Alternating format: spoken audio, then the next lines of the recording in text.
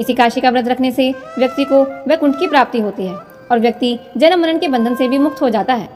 एक बार धर्मराज युधिष्ठिर जी ने भगवान श्री कृष्ण जी से पूछा कि हे द्वारकाधीश, आश्विन मास के कृष्ण पक्ष की एकादशी का क्या नाम है और इसकी विधि क्या है और इसका फल क्या है? आप कृपा करके मुझसे कहिए।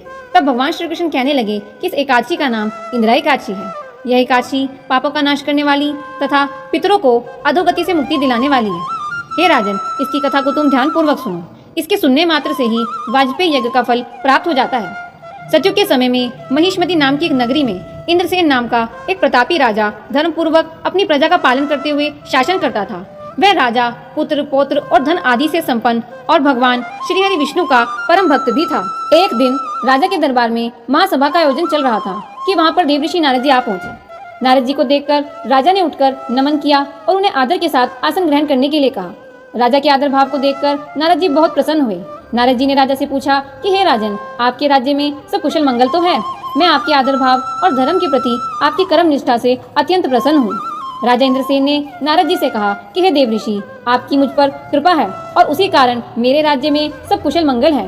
कृपा करके आप मुझसे यह बताइए कि आपका यहाँ किस प्रयोजन से आना हुआ, मैं आपकी क्या सेवा कर सकता हूँ? देवऋषि नारद जी कहने लगे कि हे राजन, मुझे आपसे एक बात साझा करनी है। बात यह है कि जब मैं ब्रह्मलोक से यमलोक की ओर प्रस्थान कर रहा था तो मैंने यमराज की नगरी में आपके पिताश्री को देखा। आपके पिताश्री एक महान ज्ञानी राजा थे। ज्ञानी होने के साथ साथ ही वे एक दानी और धर्मात्मा भी थे। परंतु एक बार उनका एकादशी का व्रत बिगड़ जाने के कारण वे मृत्यु के बाद यमलोक को गए। मैं यहाँ आपके लिए उनका एक संदेश लेकर आया हूँ। राजा ने देवऋषि नारद जी से उत्सुक होकर कहा कि हे देवऋषि, आप मेरे लिए क्या संदेश लाए हैं? कृपा करके मुझसे कहिए। देवऋषि नारद जी कहने लगे कि हे राजन, उन्होंने कहा है कि किसी पूर्व जन्म के बुरे कर्म के कारण मुझे यह लोक प्राप्त हुआ है, परंतु यदि मेरा पुत्र इंद्रसेन अश्विन माह के कृष्ण पक्ष की इंदिरा एकादशी के दिन व्रत का पालन कर रात्रि को भगवान का जागरण करके इसके पश्चात द्वादशी के दिन प्रातःकाल होने पर भगवान का पूजन करके ब्राह्मणों को भोजन कराए, फिर भाई बंधुओं सहित खुद भी मौन होकर भोजन करे, तो मैं इस यमलोक से मुक्ति पा लूंगा।